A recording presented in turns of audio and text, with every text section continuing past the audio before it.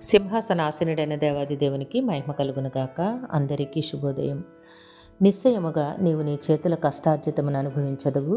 నీవు ధన్యుడవు, నీకు మేలు కలుగును. దేవుని నామమునకు మహిమ కలుగునుగాక. ఈ మాటలు కీర్తనల గ్రంథము 128వ అధ్యాయము 2వ వచనములో వ్రాయబడి ఉన్నవి. నేస్తమా, నీ దేవాది దేవుడు ఈ దినాన నీతో నీ పక్షాన ఉండి మాట్లాడుచు ఉన్నమాట.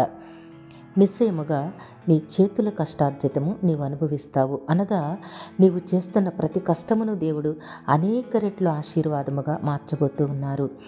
నీవు కష్టము చేసిన ఆ కష్టమును గూర్చి నీవు వేదన చెందకు. ఎందుకంటే నీవు చేసిన పనిని దేవుడు ఎన్నో రెట్లు ఆశీర్వదించి నీకు మేలు కలుగునట్లుగా దీవించబోతూ ఉన్నారు.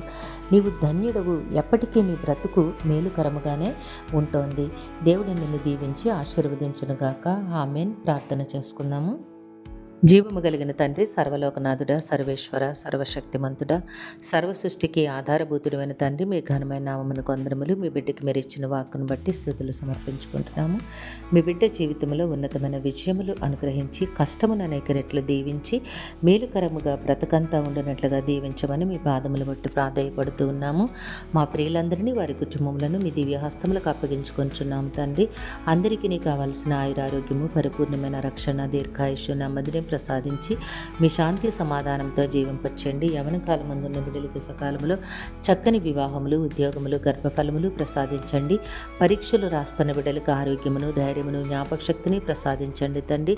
పరీక్షా సమయంలో ప్రతి ప్రశ్నకు సరైన సమాధానమును రాసి ఉన్నతమైన విజయము పొందినట్లుగా దీవించండి. ఈ దినము పుట్టినరోజు, వివాహ దిన మహోత్సవాలు జరుపుకొంచున్న బిడ్డలందరికీ మీ ఆశీస్సులు, దీర్ఘాయుష్ను అనుగ్రహించి మీ కృపలో జీవింపచేయమని తండ్రి మీ కాళ్ళు పట్టి వేడుకుంటున్నాము. మా ప్రియులు చేస్తున్న పనిపాట్లలో, వ్యాపార విధులలో, ఉద్యోగములలో తోడుగా ఉండి మీ మెండైన దీవెనలు అనుగ్రహించి మీ కృపలో జీవింపచేయమని సమస్తమును మీ కృపకు అప్పగించుకుంటూ ఈ ప్రార్థన మా రక్షకుడును మీ ప్రియ కుమారుడైన యేసుక్రీస్తు వారి అతి శ్రేష్టమైన నామమున అడిగి వేడుకొనుచున్నాము తండ్రి. ఆమేన్, ఆమేన్, ఆమేన్.